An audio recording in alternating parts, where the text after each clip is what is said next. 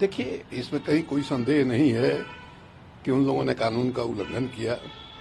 कानून के हिसाब से वो लोग दोषी हैं और उनको उनके ऊपर कार्रवाई होनी चाहिए। जो इस अपराध के लिए सजा मिल सकती है वो मिलेगी।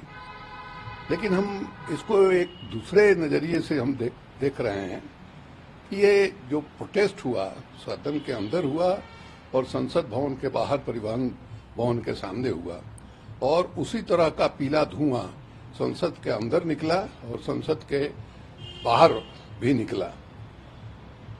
वो लड़की, 3 लड़के और 1 लड़की थी, नीलिमा नाम की लड़की, उसने जो बयान दिया है उसका कहना है कि मेरे जैसे मैंने टैलेंटेड आदमी को मैंने कोई काम नहीं है।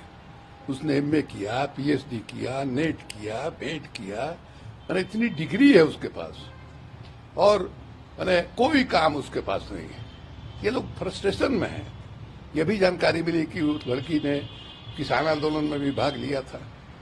तो ये देश की जो हालत है, देश के अंदर जो नौजवानों में गंभीर किस्म का असंतोष पैदा हो रहा है, उसका ये सिग्नल है एक ढंग से। और आगे स्थिति खराब हो सकती है। अब देखिए, पूरे देश में हिंसा का माहौल, हिंसक वातावरण बना हुआ है।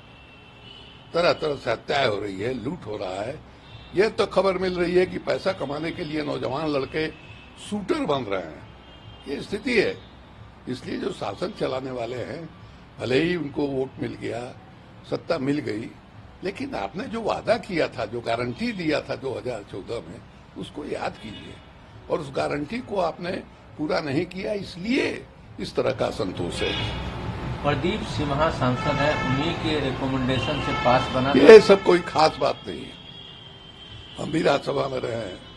मान लीजिए कोई आदमी आता है, हम उसके बारे में थोड़े हम कोई सीआईडी से जांच करा करके उस पर दस्तखत करते हैं। परिचित है या हमारे इलाके का है या जिस इलाके को हम जानते हैं वहां का है, वहां आगे सर देखिए संसद भवन को देखना है, आदमी दस्तखत कर देता है। हम इसको बहुत बड़े अपराध के रूप में नहीं देखते। अधीर रंजन चौधरी कहते हैं कुछ दिन पहले ये चर्चा थी कि 13 दिसंबर को कुछ आतंकवादी संगठन पार्लियामेंट पर हमला कर सकते थे, सरकार को इसकी जानकारी थी, फिर भी हम नहीं जानते हैं इसके बारे में। लेकिन आज ही का दिन उन लोगों ने चुना और आज ही के दिन संसद भवन पर हमला हुआ था।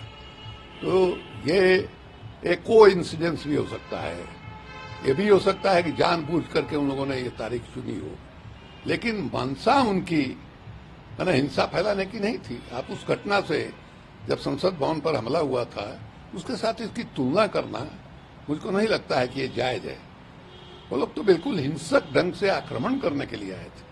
ये तो संजोग है कि मान लीजिए मैंने संसद भवन के अंदर जहां सदन की कार्यवाही चलती है वहां तक ये लोग नहीं पहुंचे, नहीं तो पता नहीं क्या होता। तो सुरक्षा बलों की बहादुरी है, उन लोगों ने अपनी शहादत दे करके एक बड़ी घटना को रोका। तो उसके साथ इसकी तुलना जो है, हम इसको सही नहीं मानते। टीएमसी बीजेपी से मांग करे कि एमपी जो उस पर कार्रवाई करे। अब ये सब मांग होता रहता है। सब कोई अपोजिशन का काम है, अपोजिशन के लोग मांग करते हैं। हमको नहीं लगता है कि ये कोई बहुत ऐसा दंड है कि उस पर कोई कार्रवाई किया जाए।